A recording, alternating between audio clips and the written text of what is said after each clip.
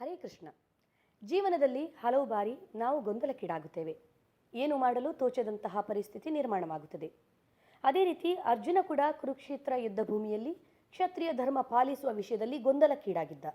ಅವನ ಸ್ವಂತ ಸಂಬಂಧಿಕರು, ಗುರು ಸೇರಿದಂತೆ ಬಂಧು ಬಾಂಧವರೆಲ್ಲ ಅವನ ವಿರುದ್ಧ ಹೋರಾಡಲು ತಯಾರಾಗಿ ನಿಂತಿದ್ದರು. ಆದರೆ ಅದೃಷ್ಟವಶಾತ್ ಅರ್ಜುನ ಕೃಷ್ಣನ ಮೊರೆ ಹೋಗಿ ಅವನಿಗೆ ಶರಣಾಗಲು ನಿರ್ಧರಿಸಿದ. ಇದರಿಂದ ಕೃಷ್ಣ ಅರ್ಜುನನಿಗೆ ಭಗವದ್ಗೀತೆಯ ಸಂದೇಶವನ್ನು ಸಾರುವಂತಾಯಿತು. ಕೃಷ್ಣನ ಪ್ರಪ್ರಥಮ ಬೋಧನೆ ಎಂದರೆ ಯಾವುದೇ ಸಂದರ್ಭದಲ್ಲೂ ದೇಹಕ್ಕೆ ಸಂಬಂಧಿಸಿದ ಪರಿಸ್ಥಿತಿಯ ಪ್ರಭಾವಕ್ಕೆ ಒಳಗಾಗಬಾರದು. ಯಾಕೆಂದರೆ ನಾವು ಈ ದೇಹವಲ್ಲ, ನಾವು ಆತ್ಮ, ಪರಮಾತ್ಮನ ಒಂದು ಅಂಶ. ನಾವು ನಮ್ಮ ಮನಸ್ಸು ಹಾಗೂ ಇಂದ್ರಿಯಗಳನ್ನು ಹೇಗೆ ನಿಯಂತ್ರಣದಲ್ಲಿ ಇಟ್ಟುಕೊಳ್ಳಬೇಕು, ಎಷ್ಟು ಜಾಗರೂಕರಾಗಿರಬೇಕು ಎಂಬುದನ್ನು ಕೂಡ ಕೃಷ್ಣ ವಿವರಿಸುತ್ತಾನೆ. ಒಂದು ವೇಳೆ ನಾವು ಎಚ್ಚರ ವಹಿಸದಿದ್ದರೆ ನಮ್ಮ ಚೇತನವು ಅಧೋಗತಿಗೆ ಇಳಿಯುತ್ತದೆ. ಈ ರೀತಿಯ ಅಧೋಗತಿಗಿಳಿದ ಕೀಳು ಮಟ್ಟದ ಪ್ರಜ್ಞೆಯು ಮನುಷ್ಯನನ್ನು ಪಾಪ ಕಾರ್ಯಗಳನ್ನು ಮಾಡುವಂತೆ ಕೆಟ್ಟ ದಾರಿಗೆ ಎಳೆಯುತ್ತದೆ. ಈ ಪಾಪ ತುಂಬಿದ ಜೀವನವೇ ಅತ್ಯಂತ ಆನಂದದಾಯಕ ಎಂಬ ಭ್ರಮೆಯನ್ನುಂಟು ಮಾಡಿ ಕೊನೆಗೆ ಸತ್ತ ನಂತರ ನರಕಕ್ಕೆ ಕೊಂಡೊಯ್ಯುತ್ತದೆ. ನಮ್ಮ ಭಕ್ತಿ ಕೂಡ ನಾವು ಅಳವಡಿಸಿಕೊಂಡು ಬಂದಿರುವಂತಹ ಚೇತನದ ಅನುಸಾರವಾಗಿಯೇ ಇರುತ್ತದೆ. ಈ ಎಲ್ಲ ಜಂಜಾಟಗಳಿಂದ ಪಾರಾಗಲು ಜನರು ಯೋಗಾಭ್ಯಾಸ, ಜ್ಞಾನ, ಅಷ್ಟಾಂಗ ಹಾಗೂ ಭಕ್ತಿ ಮಾರ್ಗದ ಮೊರೆ ಹೋಗುತ್ತಾರೆ. ಆದರೆ ಭಗವದ್ಗೀತೆಯ ಸಾರಾಂಶವೇನೆಂದರೆ ಭಕ್ತಿಯೋಗವೇ ಅತ್ಯಂತ ಶ್ರೇಷ್ಠವಾದ ಮಾರ್ಗ. ಭಕ್ತಿ ಮಾರ್ಗದ ಮೂಲಕ ಮಾತ್ರವೇ ಮನುಷ್ಯನು ಕೃಷ್ಣನ ಪಾದಕಮಲವನ್ನು ಸೇರಿ ವೈಕುಂಠ ಪ್ರಾಪ್ತಿಯನ್ನು ಹೊಂದಬಹುದು. ಕಲಿಯುಗದಲ್ಲಿ ಭಕ್ತಿ ಮಾರ್ಗವನ್ನು ಪಾಲಿಸುವ ಅತ್ಯಂತ ಸುಲಭ ಹಾಗೂ ಶ್ರೇಷ್ಠವಾದ ವಿಧಾನವೆಂದರೆ ಪವಿತ್ರ ಹರಿನಾಮದ ಜಪ. ಹರೇ ಕೃಷ್ಣ ಕೃಷ್ಣ ಕೃಷ್ಣ ಹರೇ ಹರೇ, ಹರೇ ರಾಮ ರಾಮ ರಾಮ ಹರೇ ಹರೇ. ಕೃಷ್ಣ ಪ್ರೇಮವನ್ನು ಪಡೆಯಬೇಕಾದರೆ ನಾವು ನಮ್ಮ ಭಕ್ತಿ ಮಾರ್ಗದಲ್ಲಿ ದೃಢ ನಿಶ್ಚಲರಾಗಿದ್ದುಕೊಂಡು ಯಾವುದೇ ಸಂದರ್ಭದಲ್ಲೂ ಧೃತಿಗೆಡದೆ ಅಚಲರಾಗಿರಬೇಕು ಎಂದು ಹಲವಾರು ಉದಾಹರಣೆಗಳೊಂದಿಗೆ ಭಗವದ್ಗೀತೆಯಲ್ಲಿ ವಿವರಿಸಲಾಗಿದೆ. ದೇವರನ್ನು ತಲುಪಲು ಅಡ್ಡಿಯಾಗುವ 4 ಪ್ರವೃತ್ತಿಗಳು ಹಾಗೂ ದೇವರನ್ನು ತಲುಪಲು ಸಹಾಯಕವಾಗುವಂತಹ 4 ಮಾರ್ಗಗಳ ಬಗ್ಗೆಯೂ ನಮಗೆ ಅರಿವಿರಬೇಕು. ಚಾತುರ್ವರ್ಣ ನನ್ನಿಂದಲೇ ಸೃಷ್ಟಿಯಾಯಿತೆಂದು ಕೃಷ್ಣ ಸ್ಪಷ್ಟಪಡಿಸಿದ್ದಾನೆ. ಜಾತಿ ಧರ್ಮಗಳು ಅವರವರ ಗುಣ ಹಾಗೂ ವೃತ್ತಿಗನುಗುಣವಾಗಿದೆಯೇ ಹೊರತು ಹುಟ್ಟಿನ ಪ್ರಕಾರವಲ್ಲ ಎಂಬುದನ್ನು ಪರಮ ಪುರುಷೋತ್ತಮ ಸಾರಿ ಹೇಳಿದ್ದಾನೆ. ಭಗವದ್ಗೀತೆಯ ಸಂದೇಶವನ್ನು ಕೃಷ್ಣ ಮೊಟ್ಟ ಮೊದಲಿಗೆ ಸೂರ್ಯದೇವ ವಿವಸ್ವಾನನಿಗೆ ಬೋಧಿಸಿದ. ನಂತರ ಅವನ ಪುತ್ರ ಮನು ಹಾಗೂ ಇಕ್ಷ್ವಾಕುಗೆ ಬೋಧಿಸಲಾಯಿತು. ಭಗವಂತನು ಪರಮಾತ್ಮನಾಗಿ ಪ್ರತಿಯೊಬ್ಬರ ಹೃದಯದಲ್ಲೂ ವಾಸವಾಗಿದ್ದಾನೆ ಹಾಗೂ ನಮ್ಮೆಲ್ಲ ಕಾರ್ಯಕಲಾಪಗಳಿಗೆ ಸಾಕ್ಷಿಯಾಗಿದ್ದಾನೆ. ಈ ಭೌತಿಕ ಜಗತ್ತು ಆಧ್ಯಾತ್ಮಿಕ ಜಗತ್ತಿನ ತಲೆಕೆಳಗಾದ ರೂಪವಾಗಿದೆ. ಕುರುಕ್ಷೇತ್ರದಲ್ಲಿ ಅರ್ಜುನನಿಗೆ ಕೃಷ್ಣನ ವಿಶ್ವರೂಪ ದರ್ಶನವಾಗಿದ್ದು ನಮಗೆಲ್ಲರಿಗೂ ತಿಳಿದಿದೆ. ಈ ವಿಶ್ವರೂಪದಲ್ಲಿ ಅರ್ಜುನನು ಇಡೀ ಬ್ರಹ್ಮಾಂಡ, ಜಗತ್ತಿನ ಶಕ್ತಿ, ಎಲ್ಲ ಅವತಾರಗಳು ಪ್ರತಿಯೊಂದನ್ನು ಕೃಷ್ಣನಲ್ಲಿ ನೋಡಿದ. ಈ ಎಲ್ಲ ಜ್ಞಾನವು ನಮಗೆ ಕೃಷ್ಣನಿಗೆ ಶರಣಾಗಲು ಸಹಾಯ ಮಾಡುತ್ತದೆ. ಯಾಕೆಂದರೆ ಭಗವಂತನ ಶ್ರೇಷ್ಠತೆಯನ್ನು ತಿಳಿದ ಯಾರಾದರೂ ಭಗವಂತನಿಗೆ ಶರಣಾಗುತ್ತಾರೆ. ಕೃಷ್ಣನ ಎಲ್ಲ ಮಹಿಮೆಯನ್ನು ಕೇಳಿದ ಅರ್ಜುನ ಕೃಷ್ಣನಿಗೆ ಸಂಪೂರ್ಣವಾಗಿ ಶರಣಾದ. ಇದರಿಂದ ಭಗವದ್ಗೀತೆಯು ನಮಗೆಲ್ಲ ದೊರಕುವಂತಾಯಿತು. ಭಗವದ್ಗೀತೆಯು ಕನ್ನಡವೂ ಸೇರಿದಂತೆ ವಿಶ್ವದ ಎಲ್ಲ ಭಾಷೆಗಳಲ್ಲೂ ಲಭ್ಯವಿದೆ. ಕನ್ನಡ ಭಗವದ್ಗೀತೆಯು ಅತ್ಯಂತ ಜನಪ್ರಿಯವಾಗಿದ್ದು ಎಲ್ಲೆಲ್ಲೂ ದೊರೆಯುತ್ತದೆ.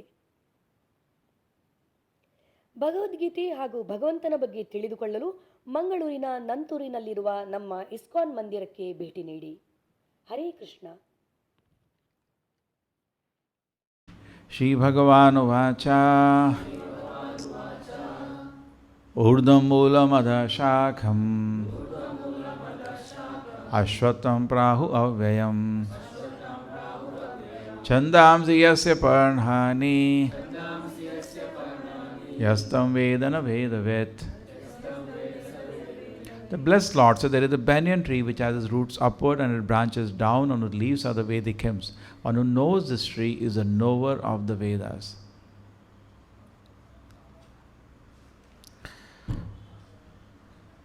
हिंदी कॉमन लैंग्वेज, हिंदी समझ आता है गौरंग? अब ऐसा पेड़ तो किसी ने भी नहीं देखा. देखा आपने ऐसा पेड़ जिसकी रूट्स अपवर्ड हैं एंड पत्ते नीचे हैं? करें? हाँ ऐसा तो देखा है, कैसे देखे, उल्टा देखा है हमने तो। सो इसका मीनिंग है कुछ, बहुत डीप मीनिंग है। ये ऐसा पेड़ आपको दिखता है परछाई में। अगर आप नदी के एक कोने में बैठे हैं तो आपको जो परछाई दिखती है पेड़ की, उल्टा दिखता है, ठीक है ना। परछाई में उल्टा हो जाता है ना, रूट से ली अपवर्ड, लीफ से डाउनवर्ड। इसका बहुत डीप मीनिंग है। ये जो दुनिया हम देख रहे हैं ये परछाई है।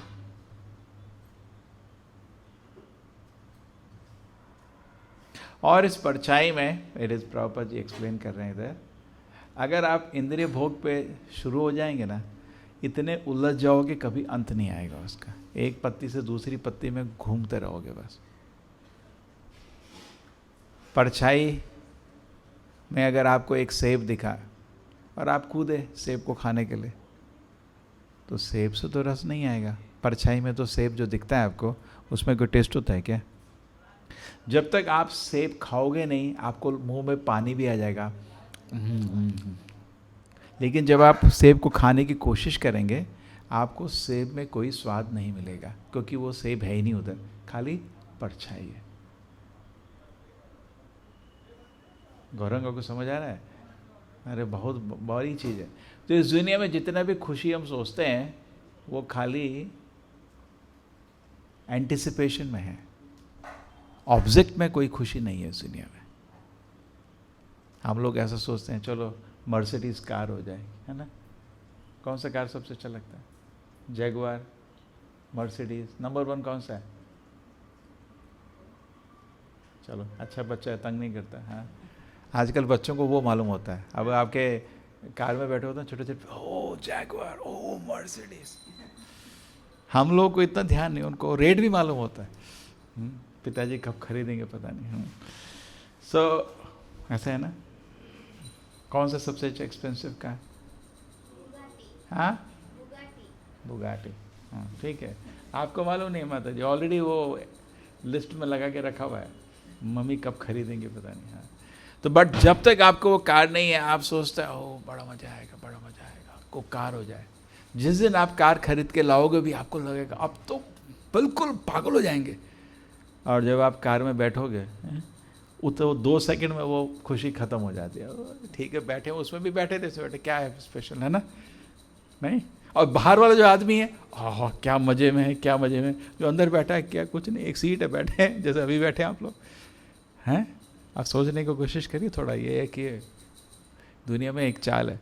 तो जो आपकी खुशी थी वो खाली एंटिसिपेशन में थी, ऑब्जेक्ट में खुशी नहीं है। लेकिन इससे एक चीज़ तो पता चलती है कि अगर हम सेब को खाने के लिए कूद रहे हैं और सेब में स्वाद नहीं है, लेकिन हम स्वाद ढूंढ रहे थे, मिला नहीं, उसका मतलब है कहीं पे ऐसा है जहाँ असली सेब हैं। अगर परछाई है तो रियलिटी भी कहीं पे है। परछाई कैसे बन सकती है जब तक रियलिटी नहीं हो? नहीं। दैट मीन्स एक बार क्या हुआ था, हमारा मंदिर में एक बच्चा मंदिर ब्रह्मचारी की तरह ज्वाइन किया था। तो जनरली उस समय क्या होता है, माँ बाप बहुत दुखी होते हैं और गुस्सा होते हैं, सच है नहीं?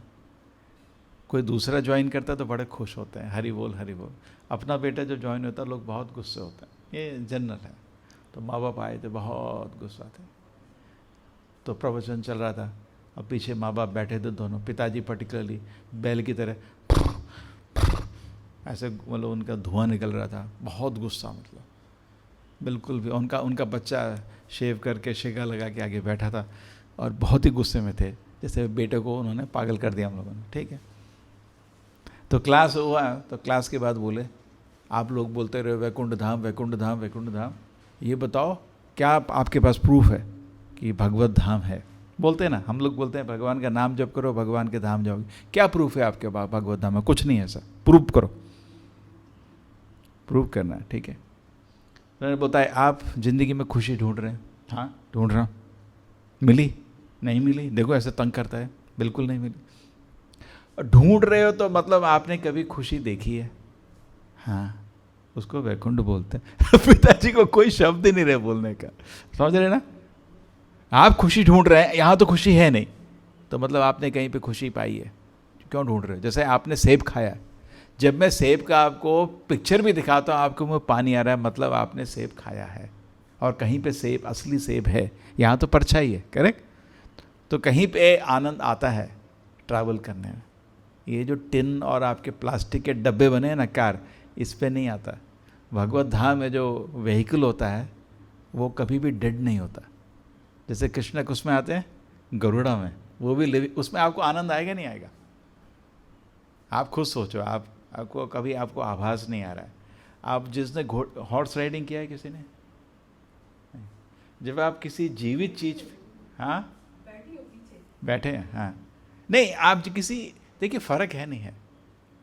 आपको पास एक मैं रोबोट दे दूं या कुछ ऐसा, उसके साथ बैठे हो और एक दोस्त के साथ बैठे हो, फ़र्क है नहीं है।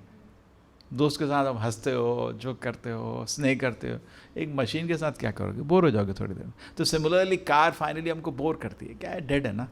लेकिन जब आप जीवित वाहन में जाते हो तो आनंद आता है।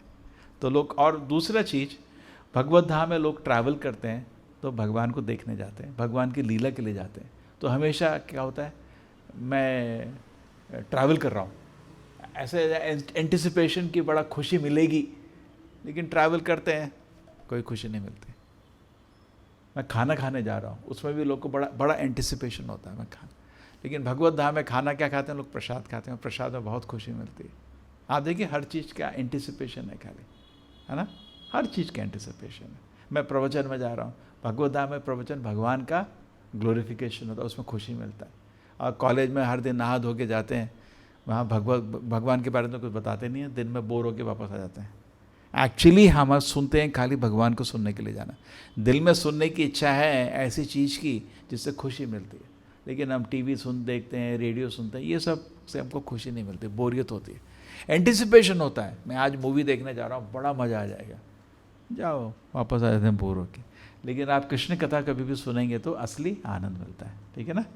वहाँ असली हीरो की लीला देखते हैं। भगवत धाम में जैसे कृष्ण जी हर दिन लीला करते थे, कितना आनंद आता था नहीं?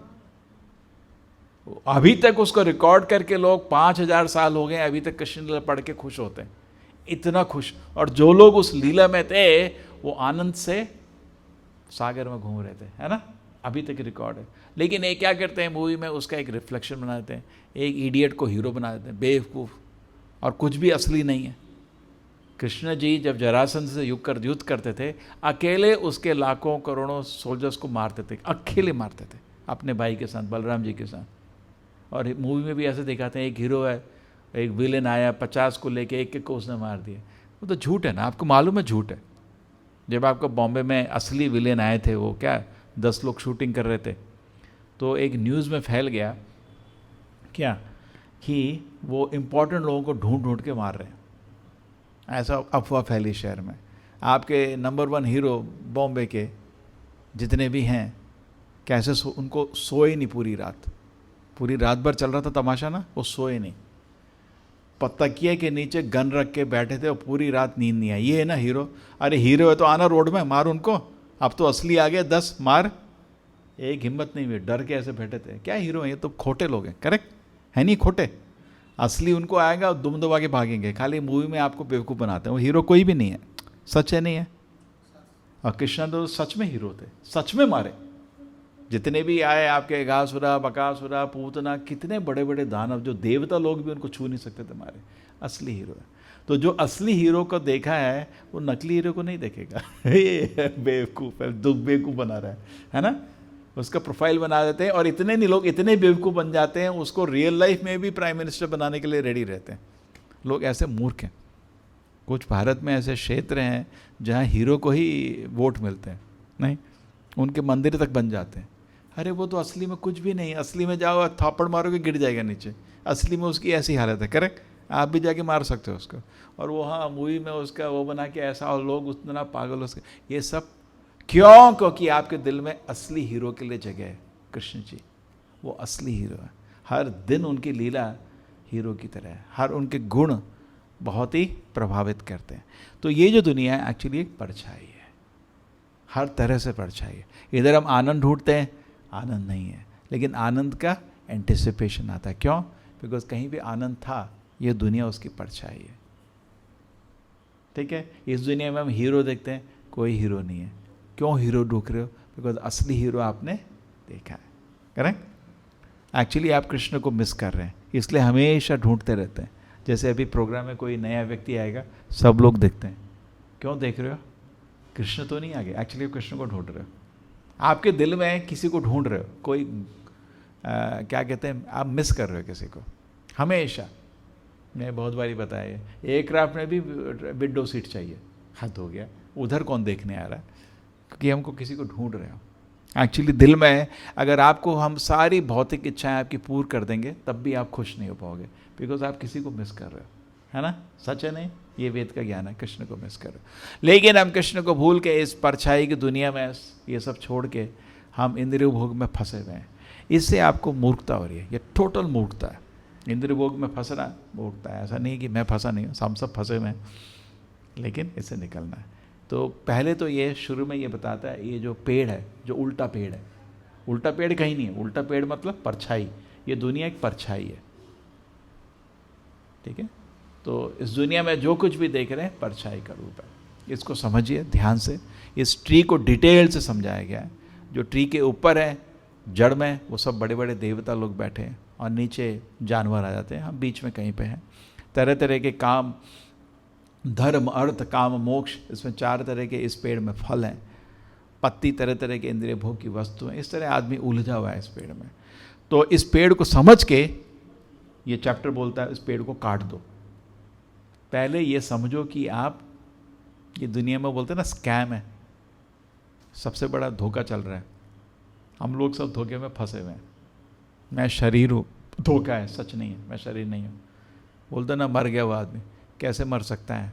शरीर तो हमेशा मरा था, तो शरीर तो मरता है नहीं। आपका जो कुर्ता है वो तो हमेशा मरा है, उसमें क्या मरना है ना? और आत्मा मरती है नहीं, आत्मा नित्य है। तो ये सब ज्ञान एक्चुअली ध्यान से आदमी को बैठ के समझना चाहिए।